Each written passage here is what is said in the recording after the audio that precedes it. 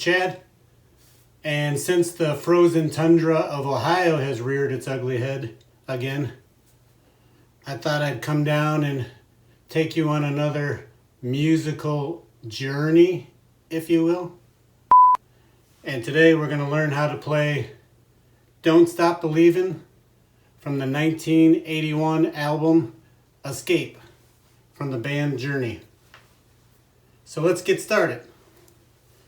The first thing you want to do is find your two black keys, either here or here, and write a C, D, and E underneath the two black keys. And then write your A, B, F, and G in relationship to your C, D, and E. So you have an A, B, C, D, E, F, G, and then it'll start over, A, B, C, D, E, F, G, and everywhere you have two black keys, as long as you put a C, D, and E underneath and fill in your A, B, F, and G, it'll work itself out.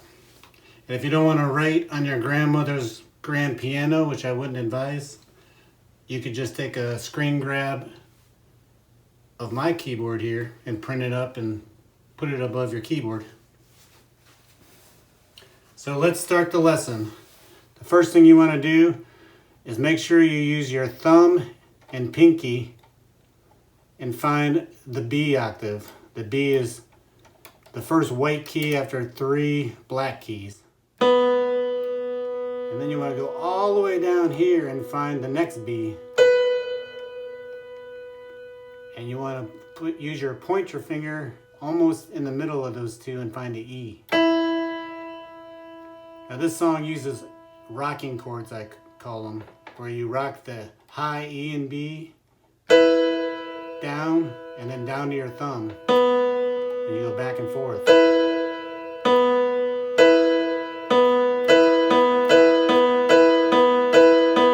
And that's, the right hand plays that on every chord I tell you.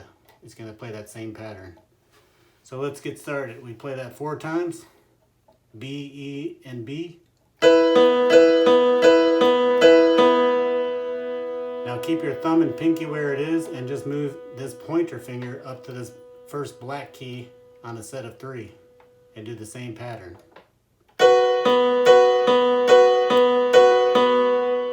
Now take just the pointer finger and go back where you started and play that 4 times again.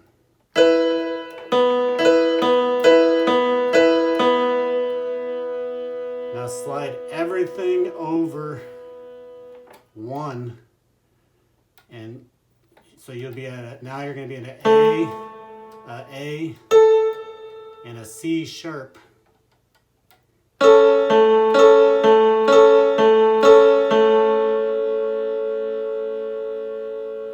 So let's see what we have so far. You start on B, E, and B. Now B, F sharp, and B. Back to B, E, and B. Now A, C sharp, and A.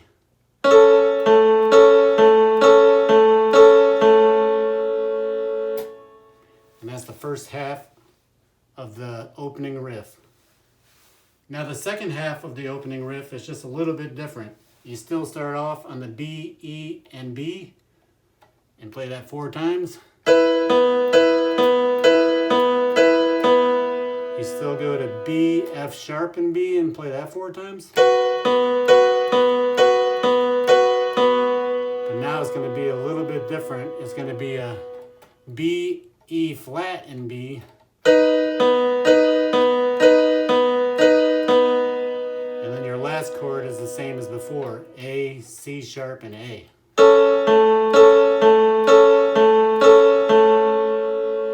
And that's the whole right hand of the intro of the song. So now let's play the whole intro kind of slow, just the right hand. So B, E, and B. B, F sharp, and B.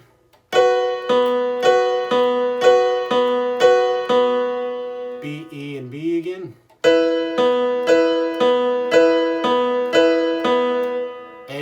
C sharp and A.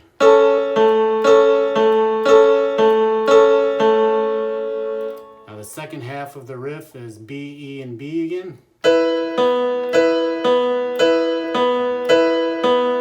B, F sharp and B.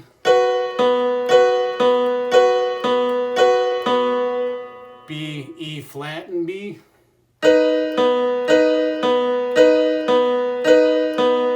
A, C sharp and A.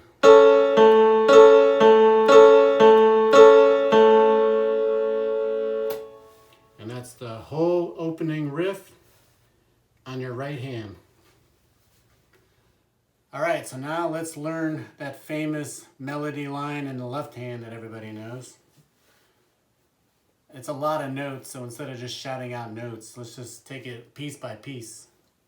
You're gonna start with the E, F sharp, A flat, B. So.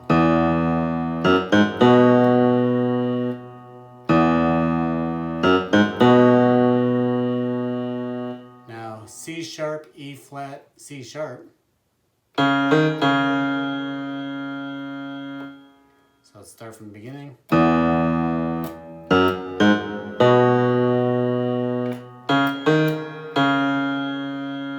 Now E flat, E, A.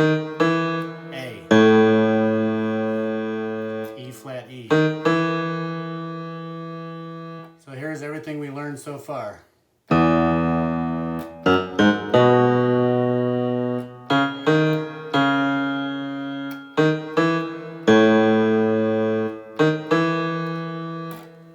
The second time you play it through is exactly the same, except for just one small part. You still do the first four notes the same. This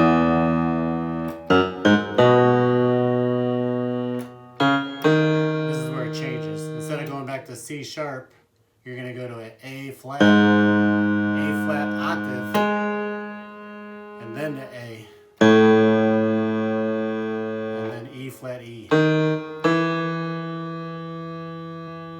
And that's the whole melody in the left hand.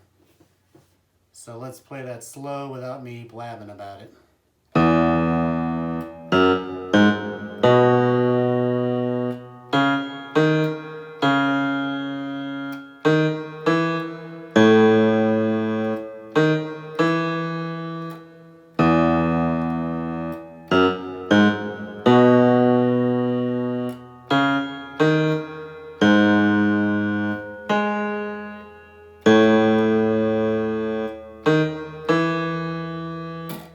I'll put all the notes in the description, so you can just do your screen grab on my keyboard and do a screen grab of the notes in the description, and that'll be a good way to practice. So now the hard part will be when you try to combine the two hands together. You definitely want to get this right hand down. Just concentrate on that for an entire day. Don't even worry about the left hand yet until you get the...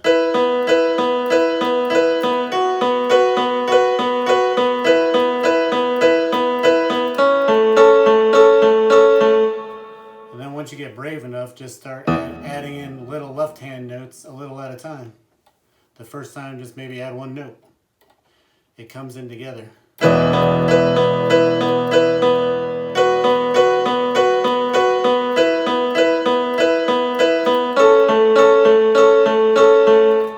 then maybe the second time you get a little braver and add a couple more notes in.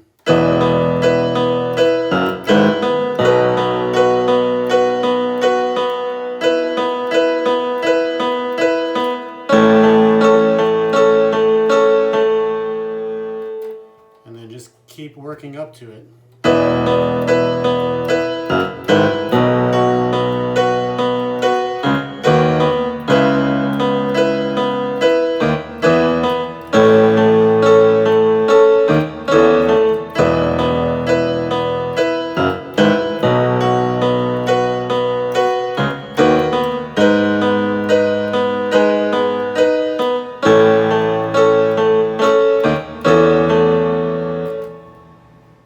For the chorus of the song, I just kind of learned this by ear, and it works for me.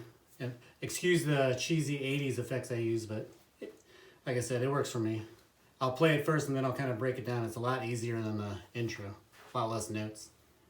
But for the left hand, you're just kind of rocking an A, going back and forth from an A to an E.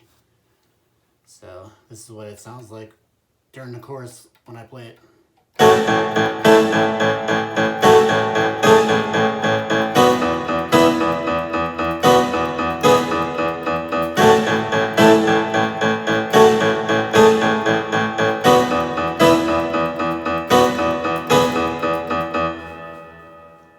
So all I'm doing is really simple. I'm just octave A. And then I'm going to E.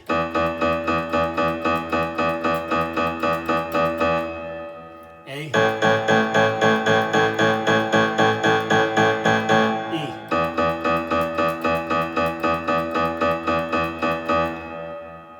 And when I'm doing the A rhythm, in my right hand, I'm doing an A and an F sharp, A and an E, A and F sharp again, and A and A flat. So your thumb never changes. It just goes.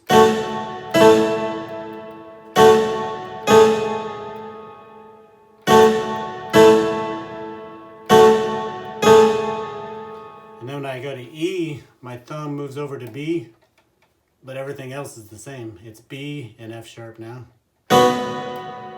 E, B and E, B and F sharp, and B and A flat. So when you're playing A, your thumb's on A, and when you're playing E in the left hand, your thumb's on B. But these two notes stay the same every time. So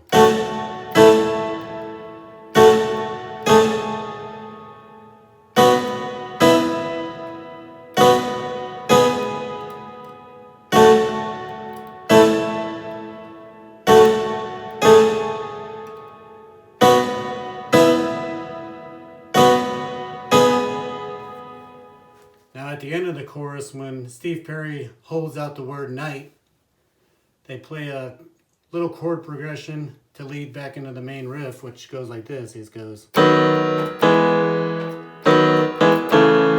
which is a B, E, B, E, A. So your left hand would be in octaves going B, E, B, E, A. And the chord version of that would be, to play a B would be E flat, F sharp, and B. And then for your E would be a E, A flat, and B. And then back to your B. And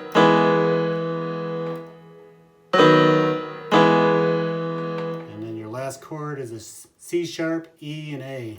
That's an inverted A chord. So he goes in the night.